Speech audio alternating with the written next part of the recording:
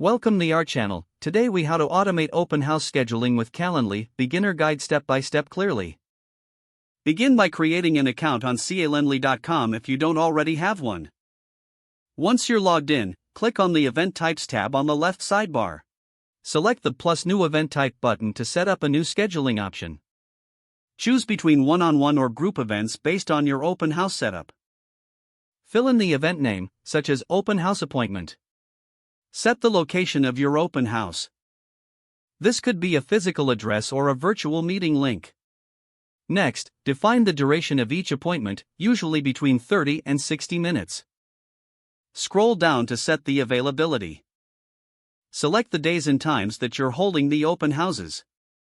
You can customize further by selecting specific time slots or blocking out times when you're unavailable. Consider adding a buffer time to avoid back-to-back appointments.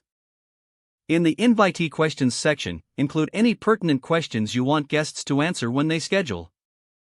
You can request their name, email, or any specific needs they may have for the open house. After customizing your settings, click Save and Close to finalize the event type. At this stage, you'll see a unique link generated for your open house scheduling. Share this link via email, social media, or your website to allow potential guests to book their appointments. To maximize exposure, consider setting up reminders for your guests via email. To do this, navigate to the Notifications and Cancellation Policies section. Customize the reminders to be sent a day or an hour before the appointment. Finally, regularly check your Calendly dashboard to manage and track your scheduled open house appointments. This system will free you from the hassle of coordinating schedules manually. Automating your open house scheduling will streamline your process and improve communication with potential buyers. If the page does not load, refresh the browser or try again in a private or incognito window. Make sure you are using the correct email address, then retype it carefully to avoid small typos. If your password is not accepted, use the reset option and create a new strong password you can remember.